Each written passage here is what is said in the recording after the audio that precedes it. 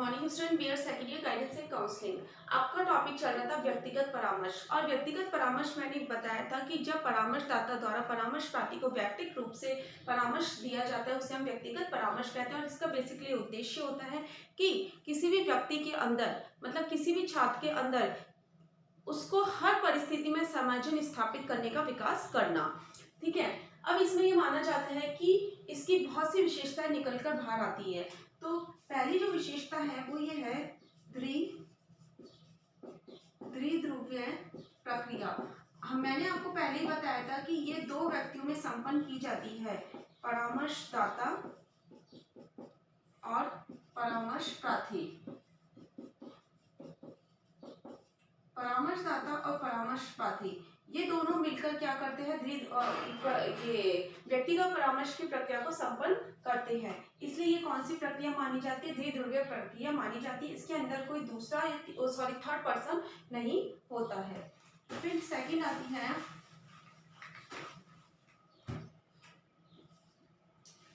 इसके अंदर आती है यह प्रक्रिया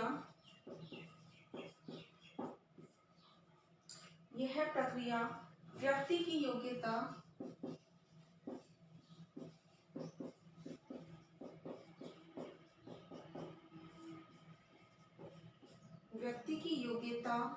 एवं क्षमता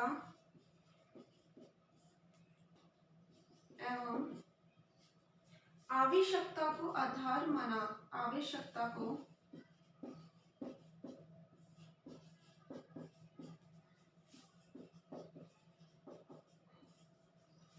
मानकर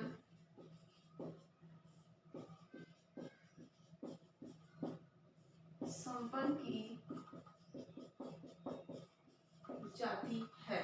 मतलब जब भी ये प्रक्रिया जो होती है व्यक्तिगत रूप से पर्टिकुलर एक व्यक्ति के रूप में है, इसलिए ये प्रक्रिया व्यक्ति की ही योग्यता, क्षमता और आवश्यकता मतलब उसको आधार मानकर ही संपन्न की जाती है। मतलब परामर्शदाता द्वारा परामर्श प्रार्थी को उसकी क्षमताओं के आधार पर, उसकी योग्यताओं के आधार पर और उसकी आवश्यकताओं के आधार पर ही क्या दिया जाता है, परामर्श दिया जाता है। फिर नेक्स्ट आता है इसके अंदर थर्ड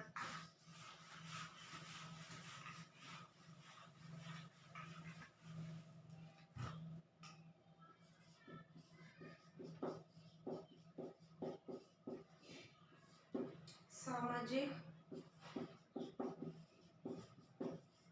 आर्थिक एवं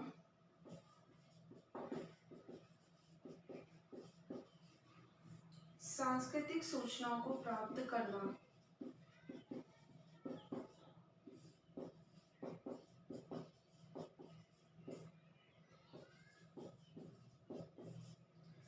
सामाजिक, आर्थिक एवं सांस्कृतिक सूचनाओं को प्राप्त करना, इसका मतलब ये होता है कि व्यक्ति की योग्यता और आवश्यकताओं के अनुसार जब हम परामर्श देते हैं तो उसके अंदर एक तरह से हम समाज को भी क्या करते हैं, महत्वता देते हैं। जब समाज को महत्व देते हैं तो सामाजिक स्तर में और उसके आर्थिक और सांस्कृतिक सूचनाओं को से भी उसको अवगत कराते हैं कि अभी वर्तमान में क्या क्या चल रहा है और क्या नहीं चल रहा। तो एक तरह से व्यक्तिगत परामर्श के द्वारा बच्चा सामाजिक, आर्थिक और सांस्कृतिक सभी प्रकार की सूचनाओं को प्राप्त करने में सक्षम बनता है, क्योंकि इन सभी को आधार मानकर क्या दिया जाता है, परामर्श दिया जाता है।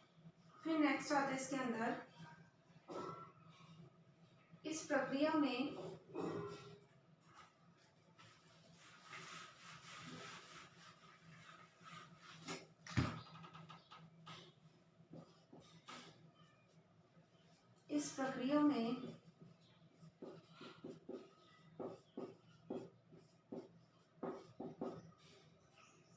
परामर्श प्रार्थी से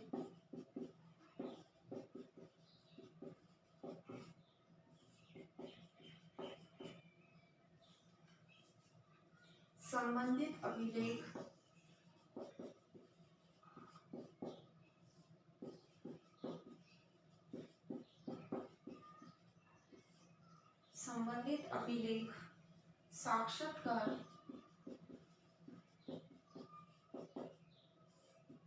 साक्षात्कार एवं निरीक्षण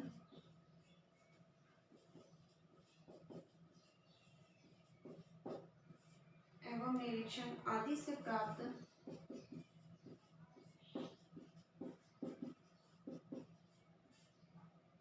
सूचनाओं का उपयोग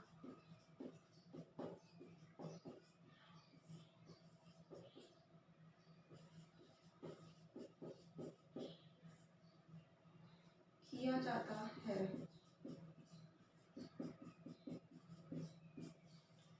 इस प्रक्रिया में परामर्श प्रार्थी से संबंधित उससे रिलेटेड जो क्यूमुलेटिव रिकॉर्ड्स होते हैं, इंटरव्यूज हम लेते हैं, उसको ऑब्जर्वेशन हम करते हैं, तो इन सभी के माध्यम से हम सूचनाओं का उपयोग करते हैं।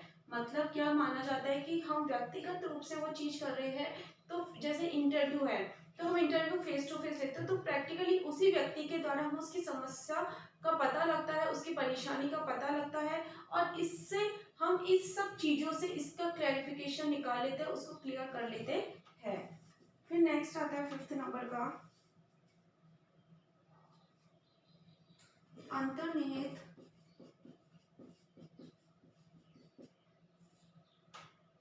शक्तियों का विकास।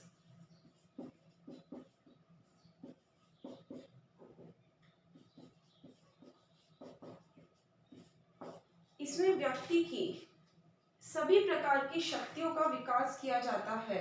मतलब व्यक्तियों की शक्ति, मतलब जितने भी कौशल होते हैं या जो भी विकास होते हैं, तर्क करने की शक्ति, कल्पना शक्ति, इन सभी को क्या किया जाता है, परामर्श, व्यक्तिगत परामर्श के माध्यम से मार्ग प्रशस्त किया जाता है कि प्रत्येक व्यक्ति को उसके प्रति, उसकी क्षमता के प्रति क्या करना, मार्ग प्रदान करना, मार्ग प्रशस्त किया, व्यक्ति की शक्तियों को विकसित करने के लिए मार्ग प्रशस्त किया जाता है। फिर नेक्स्ट आता है पारिवारिक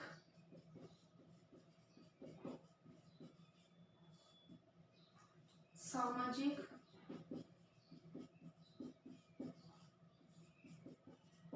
एवं राष्ट्रीय दायित्वों को समझने, राष्ट्रीय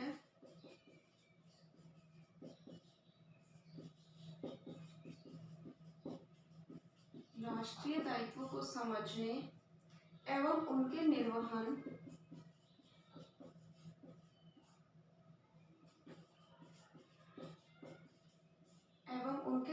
का मार्गदर्शन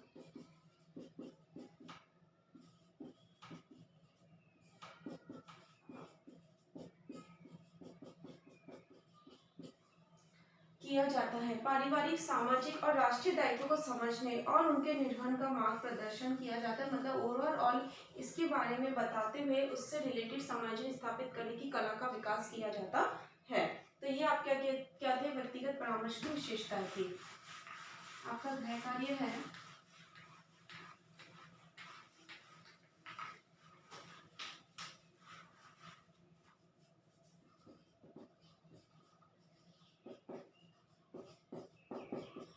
व्यक्तिगत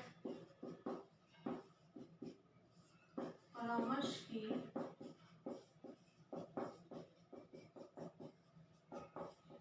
विशेषताओं को स्पष्ट कीजिए। व्यक्तिगत परामर्श की विशेषताओं को स्पष्ट कीजिए। घर पे रहिए, सुरक्षित रहिए। Thank you.